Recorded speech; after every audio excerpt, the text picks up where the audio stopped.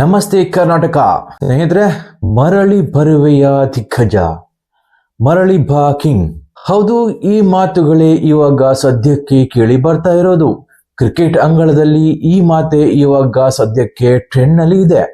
ಯಾಕೆ ಈ ಮಾತು ಟ್ರೆಂಡ್ ನಲ್ಲಿ ಇದೆ? ಯಾಕಂತ ಹೇಳಿದ್ರೆ, ಇಂಡಿಯಾ ಹಾಗೂ ಸೌತ್ ಆಫ್ರಿಕಾ ನಡುವೆ T20 ವರ್ಲ್ಡ್ ಕಪ್ 2026ರ ಮ್ಯಾಚ್ ನಲ್ಲಿ, ಅದು ಸೂಪರ್ 8 ಅತಿ ಮುಖ್ಯವಾದ ಮ್ಯಾಚಿನಲ್ಲಿ ನಮ್ಮ ಟೀಮ್ ಇಂಡಿಯಾ ಹೀನಾಯವಾಗಿ ಸೋಲ್ತದೆ. ಸೋತ ಬೆನ್ನಲ್ಲೇ ಕ್ರಿಕೆಟ್ ಪ್ರೇಮಿಗಳಾಗಿರ್ಬೋದು, ಕ್ರಿಕೆಟ್ ದಿಗ್ಗಜರಾಗಿರ್ಬೋದು ಈ ಒಂದು ಮಾತನ್ನು ಹೇಳ್ತಾ ಇದ್ದಾರೆ. ಅದೇನಂತ ಹೇಳಿದ್ರೆ, ಮರಳಿ ಬಾ ದಿಗ್ಗಜ ಅಂತ ವಿರಾಟ್ ಕೊಹ್ಲಿ ಅವರಿಗೆ ಹೇಳ್ತಾ ಇದ್ದಾರೆ. ಸೊ ಯಾವುದೇ ರೀತಿಯಲ್ಲಿಯೂ ವಿರಾಟ್ ಕೊಹ್ಲಿ ಅವರು ಮರಳಿ T20 ಕ್ರಿಕೆಟ್ಗೆ ಬರೋಕೆ ಸಾಧ್ಯನೇ ಇಲ್ಲ. ಯಾಕಂತ ಹೇಳಿದ್ರೆ ಅವರು T20 ಹಾಗೂ ಟೆಸ್ಟ್ ನಿಂದ ರಿಟೈರ್ಮೆಂಟ್ ಘೋಷಿಸಿದ್ದಾರೆ.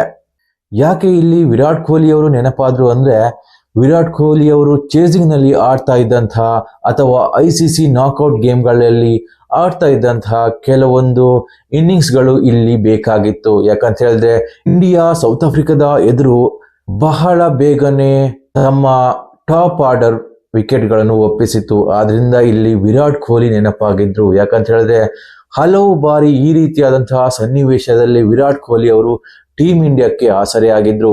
ಅದು ಯಾವ ಸಂಗತಿ ಅಂತ ನೀವು ನೋಡೋದಾದ್ರೆ, ಇಂಪಾರ್ಟೆಂಟ್ ಸಂಗತಿಗಳು ಅಂತ ಹೇಳಿದ್ರೆ, ICCಯ ನಾಕ್ಔಟ್ ಗೇಮ್ಗಳಲ್ಲಿ ವಿರಾಟ್ ಕೊಹ್ಲಿ ಟೀಮ್ ಇಂಡಿಯಾದ ಬೆನ್ನೆಲುಬಾಗಿ ನಿಂತಿದ್ರು. 2014ರಲ್ಲಿ ಇದೇ ದಕ್ಷಿಣ ಆಫ್ರಿಕಾದ ಎದುರು 72 ರನ್ಗಳ ಪಾರಿಯಾಗಿರ್ಬೋದು. 2016ರಲ್ಲಿ ಆಸ್ಟ್ರೇಲಿಯಾದ ಎದುರು 82 ರನ್ಗಳ ಒಂದು ಆಟವಾಗಿರ್ಬೋದು. ಹಾಗೇನೆ 2022ರಲ್ಲಿ ಪಾಕಿಸ್ತಾನದ ಎದುರು ನಡೆಸಿದಂತಹ ಒಂದು ಉತ್ತಮ ಆಟ, ಅದು 82 ರನ್ಗಳ ಒಂದು ಇನ್ನಿಂಗ್ಸ್ ಆಗಿರ್ತದೆ. ಅದನ್ನು ನೀವು ನೋಡಿರ್ಬಹುದು. ಈ 3 ಇನ್ನಿಂಗ್ಸ್ಗಳು ಏನಿದ್ದಾವೆ ಅದು ICC ನಾಕ್ಔಟ್ ನಲ್ಲಿ ಬಂದಂತಹ ಅತಿ ಉತ್ತಮ ಒಂದು ಇನ್ನಿಂಗ್ಸ್ ಗಳಾಗಿರ್ತದೆ. ಅದು ವಿರಾಟ್ ಕೊಹ್ಲಿಯ ಬ್ಯಾಟಿಂಗ್ ನಿಂದ. ಈ 3 ಸನ್ನಿವೇಶಗಳಲ್ಲಿಯೂ ಕೂಡ ವಿರಾಟ್ ಕೊಹ್ಲಿ ಅವರು ಇಲ್ಲದೆ ಇದ್ರೆ ಇಂಡಿಯಾ ಖಂಡಿತವಾಗಿಯೂ ಮ್ಯಾಚ್ ಸೋಲ್ತಾ ಇತ್ತು. ಈ 3 ಸನ್ನಿವೇಶ ಅಲ್ಲ, ಹಲವು ಸನ್ನಿವೇಶಗಳಲ್ಲಿ ಭಾರತದ ಬೆನ್ನೆಲುಬಾಗಿ ನಿಂತಿದ್ರು. ಹಾಗೇನೆ ಚೇಸಿಂಗ್ ಮಾಸ್ಟರ್ ಎಂಬ ಬಿರುದನ್ನು ಕೂಡ ಪಡೆದಿದ್ರು. ವಿರಾಟ್ ಕೊಹ್ಲಿ ಟೀಮ್ ಇಂಡಿಯಾಕ್ಕೆ ಎಷ್ಟೊಂದು ಇಂಪಾರ್ಟೆಂಟ್ ಅಂತ ಹೇಳಿದ್ರೆ, 2024ರ ವರ್ಲ್ಡ್ ಕಪ್ ನೀವು ನೋಡ್ಬೇಕು. ಯಾಕಂತ ಹೇಳಿದ್ರೆ, ಇಡೀ ಟೂರ್ನಮೆಂಟ್ ವಿರಾಟ್ ಬ್ಯಾಟ್ ಇಂದ ವೈಫಲ್ಯಗೊಂಡಿದ್ರು. ಆದ್ರೂ ಕೂಡ ಟೀಮ್ ನಲ್ಲಿ ಅವರ ಒಂದು ಪ್ರೆಸೆನ್ಸ್ ಏನಿದೆ ಅದು ಎದುರಾಳಿಗಳಿಗೆ ಭಯ ಹುಟ್ಟಿಸುವಂತಿರ್ತದೆ. 2024ರ ಇಂಪಾರ್ಟೆಂಟ್ ಮ್ಯಾಚ್ ನಲ್ಲಿ ದಕ್ಷಿಣ ಆಫ್ರಿಕಾದ ಎದುರು ವಿರಾಟ್ ಕೊಹ್ಲಿ ಅವರ ಇನ್ನಿಂಗ್ಸ್ ನೀವು ನೆನಪಿಸಲೇಬೇಕು. ಅವರು ತುಂಬಾನೇ ಇಂಪಾರ್ಟೆಂಟ್ ಆದಂತಹ 76 ರನ್ಗಳನ್ನು ಟೀಮ್ ಇಂಡಿಯಾಕ್ಕೆ ಫೈನಲ್ ನಲ್ಲಿ ಕಾಂಟ್ರಿಬ್ಯೂಟ್ ಮಾಡಿದ್ರು. ಸೊ ಇದರಲ್ಲೇ ಗೊತ್ತಾಗ್ತದೆ ಬಿಗ್ ಮ್ಯಾಚ್ ಪ್ಲೇಯರ್ ಯಾರು ಎನ್ನುವುದು. ಸೊ ICC ಟೂರ್ನಮೆಂಟ್ ನಲ್ಲಿ ಯಾರು ಉತ್ತಮ ರೀತಿಯಲ್ಲಿ ಬ್ಯಾಟಿಂಗ್ ಮಾಡ್ತಾರೆ, ಯಾರು ಉತ್ತಮ ರೀತಿಯಲ್ಲಿ ಪರ್ಫಾರ್ಮೆನ್ಸ್ ಕೊಡ್ತಾರೆ ಅಂತ ಹೇಳಿದ್ರೆ, ಸದ್ಯದ ಮಟ್ಟಿಗೆ ನೆನಪು ಬರೋದು ನಮ್ಮ ದಿಗ್ಗಜರು ಮಾತ್ರ.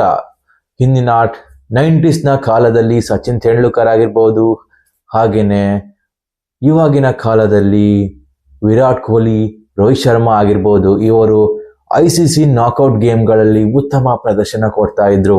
ಆದ್ರೆ ಇವಾಗ ವಿರಾಟ್ ಕೊಹ್ಲಿಯ ಆಬ್ಸೆನ್ಸ್ ಇಂದ ಇಂಡಿಯಾದ ಪರಿಸ್ಥಿತಿ ಎಲ್ಲಿಗೆ ಮುಟ್ಟಿದೆ ಅಂತ ಹೇಳಿದ್ರೆ, ಸೆಮಿಫೈನಲ್ಗೆ ಕ್ವಾಲಿಫೈ ಆಗೋದು ತುಂಬಾನೇ ಕಷ್ಟ ಅನಿಸ್ತಾ ಇದೆ. ಸೊ ಈ ಬೆನ್ನಲ್ಲೇ ವಿರಾಟ್ ಕೊಹ್ಲಿ ಮತ್ತೆ ಬರುವೆಯಾ, ವಿರಾಟ್ ಕೊಹ್ಲಿ ಮತ್ತೆ ಬಾ, ವಿರಾಟ್ ಕೊಹ್ಲಿ ಅವರು ಇದ್ದಿದ್ರೆ ಹೀಗಾಗ್ತಾ ಇತ್ತು ಅನ್ನುವ ಮಾತುಗಳು ಎಲ್ಲೆಡೆ ಕೇಳಿ ಬರ್ತಾ ಇದೆ. ಸೊ ಒಂದರ್ಥದಲ್ಲಿ ವಿರಾಟ್ ಕೊಹ್ಲಿ ಅವರನ್ನು ಟೀಮ್ ಇಂಡಿಯಾ ಮಿಸ್ ಮಾಡ್ಕೊತಿದೆ, ವಿರಾಟ್ ಕೊಹ್ಲಿಯನ್ನು ಟೀಮ್ ಇಂಡಿಯಾದ ಅಭಿಮಾನಿಗಳು ಮಿಸ್ ಮಾಡ್ಕೊಳ್ತಾ ಇದ್ದಾರೆ. ಮುಂದೇನಾಗ್ತದೆ ಅನ್ನೋದು ಕೂಡ ಇನ್ನೂ ಗೊತ್ತಿಲ್ಲ. ಟೀಮ್ ಇಂಡಿಯಾ ಕ್ವಾಲಿಫೈ ಆಗತ್ತಾ ಅಥವಾ ಇಲ್ಲವಾ ಅನ್ನೋದಕ್ಕೂ ಕೂಡ ಉತ್ತರವಿಲ್ಲ. ಒಂದು ವೇಳೆ ಟೀಮ್ ಇಂಡಿಯಾ ಕ್ವಾಲಿಫೈ ಆದ್ರೆ ಅದು ತುಂಬಾನೇ ಖುಷಿಯ ವಿಷಯವಾಗಿರ್ತದೆ. ಆದ್ರೂ ಒಂದು ನಿಜಾಂಶ ಏನಂತ ಹೇಳಿದ್ರೆ, ವಿರಾಟ್ ಕೊಹ್ಲಿ ಹಾಗೂ ರೋಹಿತ್ ಶರ್ಮಾ ಇಷ್ಟು ಬೇಗ ನಿವೃತ್ತಿ ಆಗೋದು ಸರಿಯೇನಾ? ಸೊ ಈ ಪ್ರಶ್ನೆ ಎಲ್ಲ ಕ್ರಿಕೆಟ್ ಅಭಿಮಾನಿಗಳಿಗೆ ಕಾಡ್ತಾನೆ ಇರ್ತದೆ.